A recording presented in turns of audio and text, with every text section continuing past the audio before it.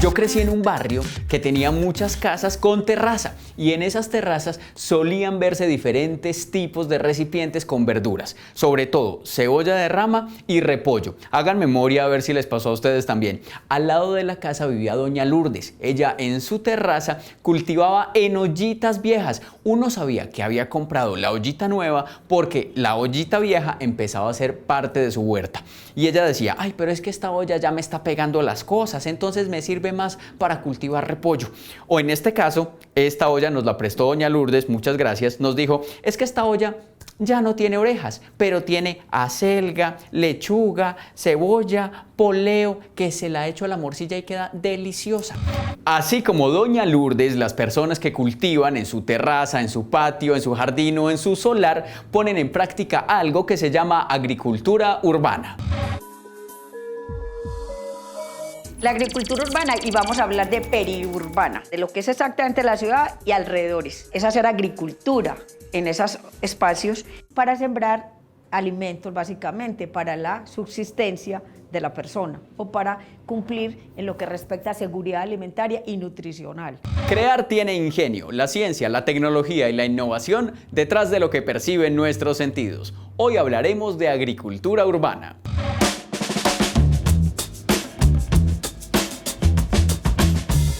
Por un lado estaba doña Lourdes con su terraza, pero otra vecina que se llamaba Mariela tenía un solar donde cultivaba de todo. Por ejemplo, brevas. Y cuando había cosecha de brevas, le daba dulce de brevas a toda la cuadra. Pero también cultivaba tomate, cebolla, repollo, zanahoria, todo tipo de hierbas, hasta maíz y frijol llegó a cultivar. Allá iba mi abuelita a comprarle las hierbas para hacer sus bebidas. Es que doña Mariela tenía hasta gallinas ponedoras de huevos, mejor dicho, no le faltaba sino tener vacas lecheras para hacer el queso. Saludos a doña Mariela. Apellido Viveros era.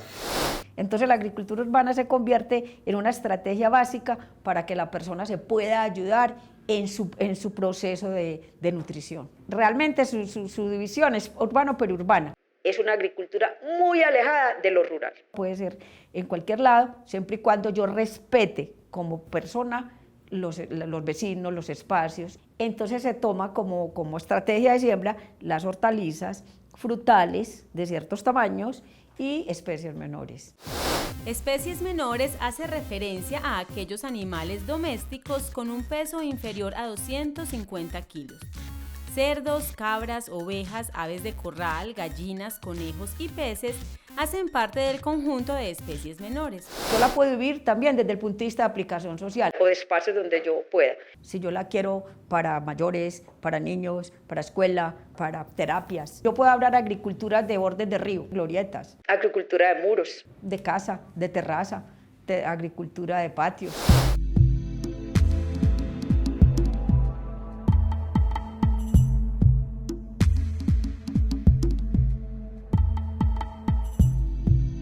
Este es un huerto orgánico casero. En los huertos orgánicos practicamos varios aprendizajes importantes de la agricultura orgánica y uno de ellos es el cultivo mixto, tener plantas de diferentes especies. Aquí tenemos limoncillo, toronjil, cebolla de rama, lavanda.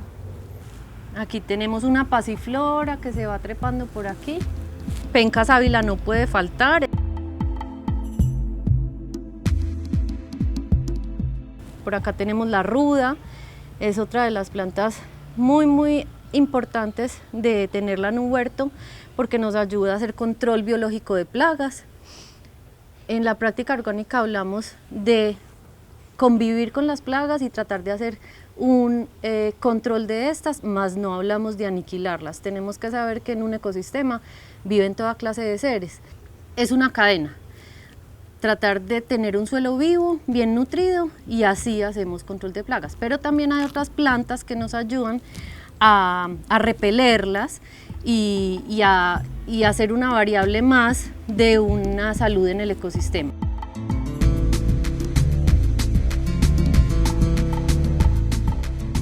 El romero es otra de ellas, el tomillo también es otra de las que huele bastante y ayudan. Aquí más atrásito hay un jengibre Y esta se llama tango, es una planta que alimenta mariposas en vuelo. Es muy importante también tener plantas que atraen polinizadores porque todo esto propicia la dinamización del cultivo, del huerto, e imita un poquito lo que sucede en un ecosistema silvestre. ¿Qué sucede? Que hay mucha biodiversidad. La práctica orgánica trata de imitar esto.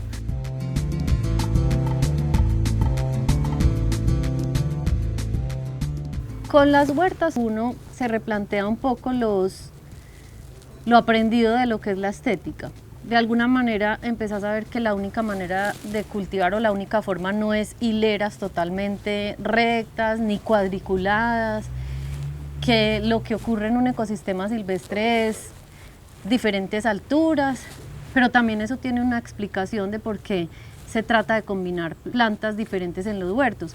Unas crecen más alto que otras y asimismo sus raíces se proyectan unas más profundo que otras, y las que llegan a más profundidad arrastran unos nutrientes o unos minerales que no cogen las que están más en la superficie. Pero lo que absorbe una que alcanzó profundidades mayores lo devuelve a la tierra con el follaje que cae, y de esa manera la que no alcanzó profundidad toma de esos minerales, y así sucesivamente.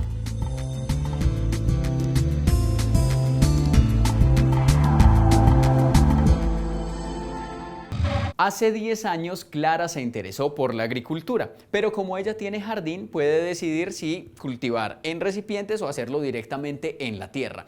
En el caso de doña Lourdes, ella tenía toda la tierra en las ollitas viejitas. Es más, muchas de las ollas que se dañaron en mi casa fueron a parar a la terraza de doña Lourdes. Pero también se puede cultivar en macetas comunes y corrientes como estas, que tienen hierbas aromáticas. Es más, me voy a hacer una aromática como las que me hacía mi mamá cuando me ponía nervioso porque tenía un examen de matemáticas. Albahaca, menta y hierbabuena. Además, esta también tiene cebollinas, que es una cebolla como más delgadita. En una maceta como estas se pueden cultivar varias cosas a la vez. Hay agriculturas de potes que son muy lindas, son las agriculturas donde yo tengo mi mini huerta en un pote y tengo muchas especies, lo que se llama múltiple intercalado, un policultivo. Entonces ese policultivo yo puedo tener la albahaca, el orégano, puedo tener mi tomillo en un solo pote. Yo puedo tener agriculturas de cajón, inclusive uno se descresta a veces más con el contenedor que con lo que hay interno. Aquí tenemos estas plantas súper bonitas en este elegante contenedor de madera, pero la verdad oculta es esta. Están realmente en un contenedor de plástico que alguna vez fue una caja de galletas y que ahora nos sirve para tener esta lechuga y este estragón. Es que definitivamente se puede cultivar en lo que sea. Si usted quiere puede hacerlo hasta en los zapatos, de verdad. Eso de la agricultura no es una moda o una tendencia nueva. Utilizar los espacios disponibles de la casa para producir alimentos se viene haciendo hasta en tiempos de guerra.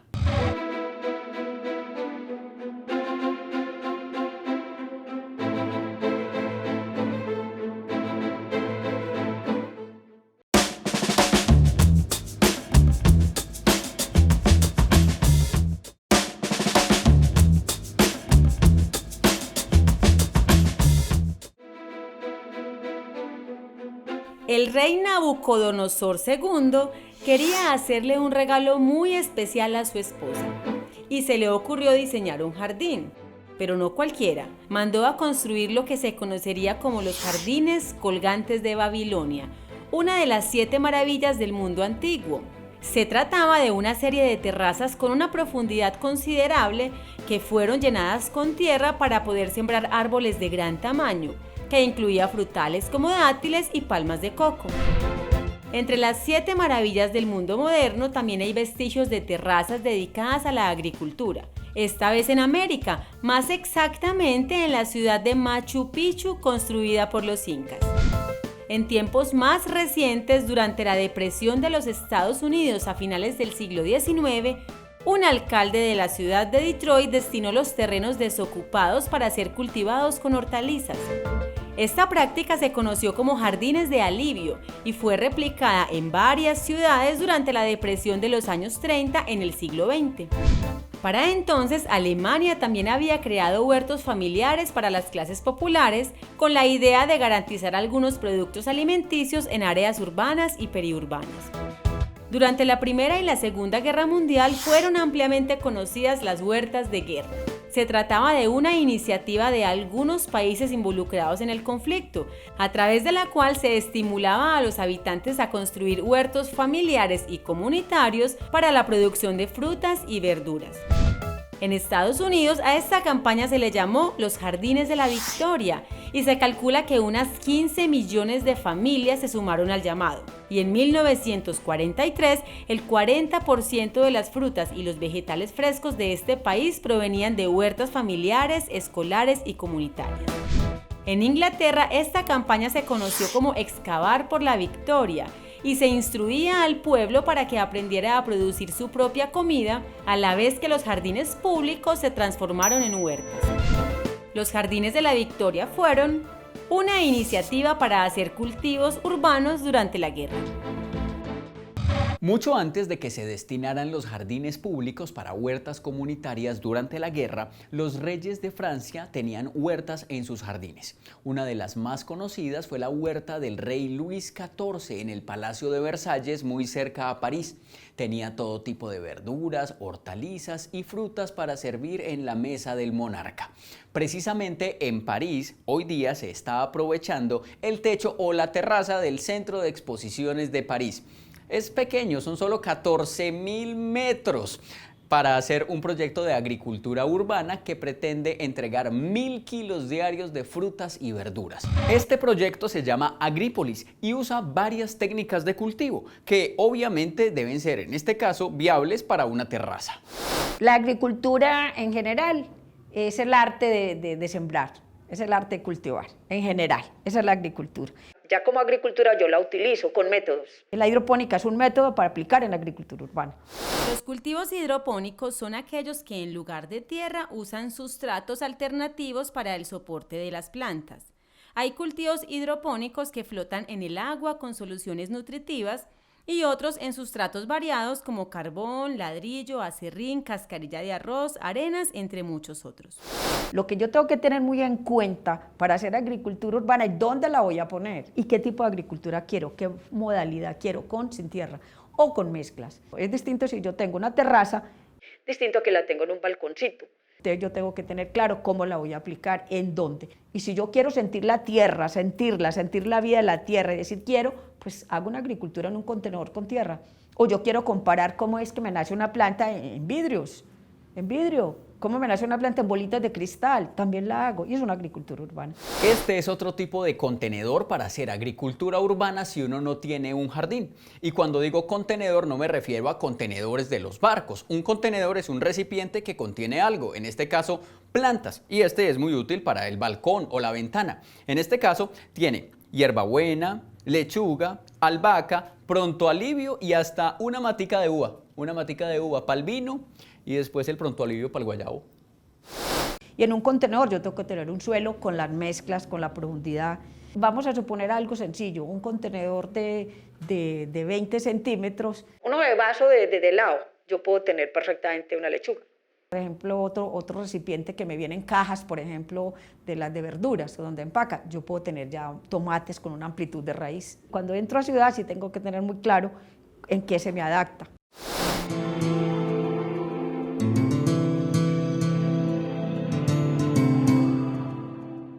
Aquí hay un tango que está de alguna manera tapándole bastante o dándole más sombrita de la cuenta a este kale. Y como estamos en temporada de lluvia, eso hace que se concentre mucho más la humedad. Entonces vamos a tener que cortarlo un poco, pero despejándole la circulación de aire y la llegada de más sol al kale. ¿Sí? Entonces es como empezar a comprender que no es mi capricho, sino la salud y el bienestar de ellas.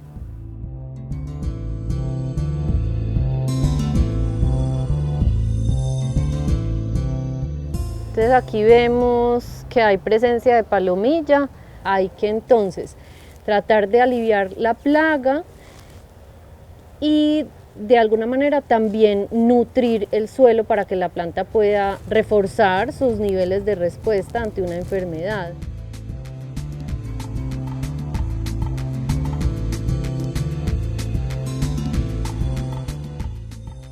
Para hacer el control de plagas usamos biopreparados. Este es nuestro biopreparado para aliviar esas planticas que tienen plaga. Se llama caldo sulfocálcico. Es un proceso de elaboración artesanal prolongado en el tiempo, de fermentación a base de sulfatos, calcio y otros ingredientes. Normalmente la dilución de este biopreparado es 250 mililitros en 1 litro de agua. Yo debo aplicar el biopreparado cuando hay plaga, pero también se puede hacer como preventivo, ¿sí? Entonces, una vez hay plaga, lo aplico y debo repetir más o menos en la misma semana una vez y continuar, si persiste la plaga, repitiendo en la próxima semana. Lo que vamos a hacer es cosechar toronjil, que nos va a servir para bebida, para ponerlo a secar y tener la aromática cuando queramos.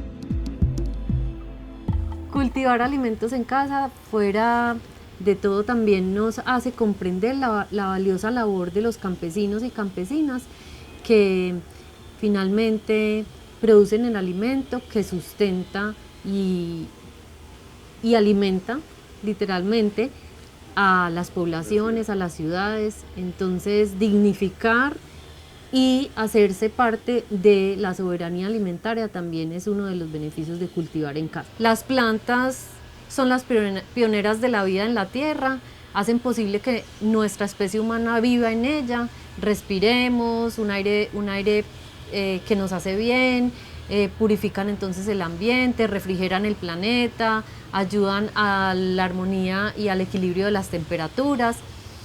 Entonces, a nivel general, el beneficio de estar rodeados de plantas debería ser algo que todos los seres humanos sepan y celebren.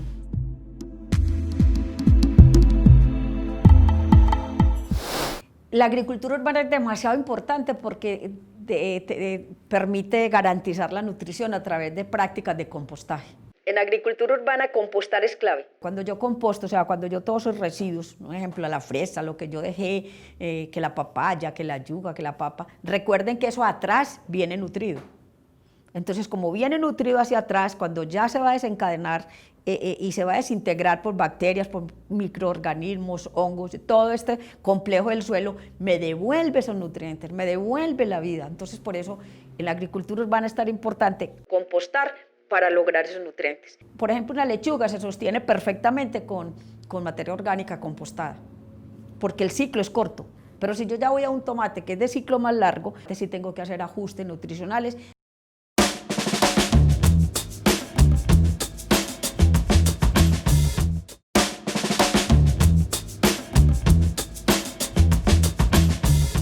La agricultura urbana se puede hacer en tierra directamente, en terrazas, en diferentes tipos de recipientes y con diferentes técnicas, en materas pequeñas o colgante, vertical, como en este caso. Hay personas que las cuelgan, hay otras que las pegan de las paredes, gracias.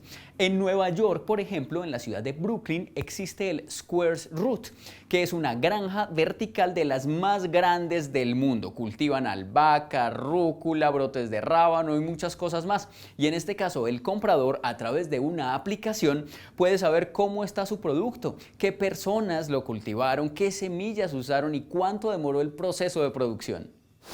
Para mí la ventaja más grande es que la gente se acerca al alimento, lo conoce, sabe que no es fácil, sabe que tiene un ciclo.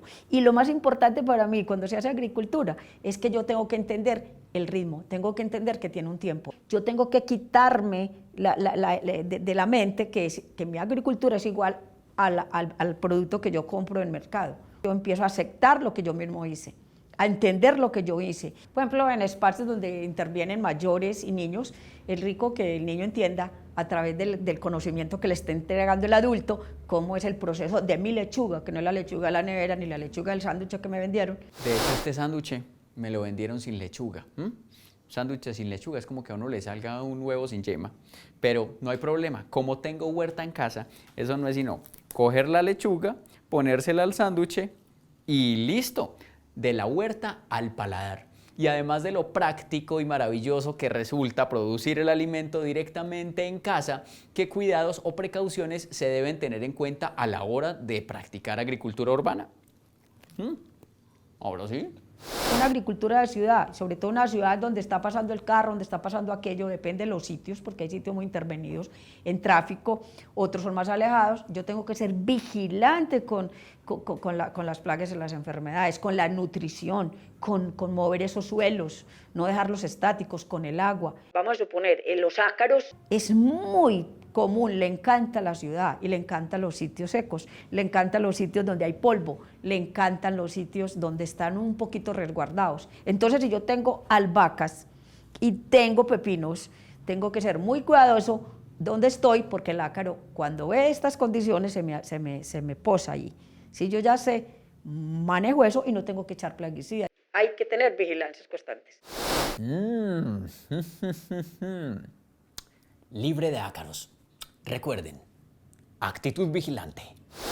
Agricultura urbana, que aunque tenga una connotación de el alimento para mi subsistencia, alimento para ayudarme, eso se llama seguridad alimentaria y nutricional, es también introducir otras especies como ornamentales que pueda yo cultivar y vender para a través de eso yo tener alimento. Muchas veces yo quisiera tener ingresos para poder comprar mis tomates, mis lechugas. La agricultura urbana es también la entrada de ingresos, y la entrada de ingresos por valores agregados.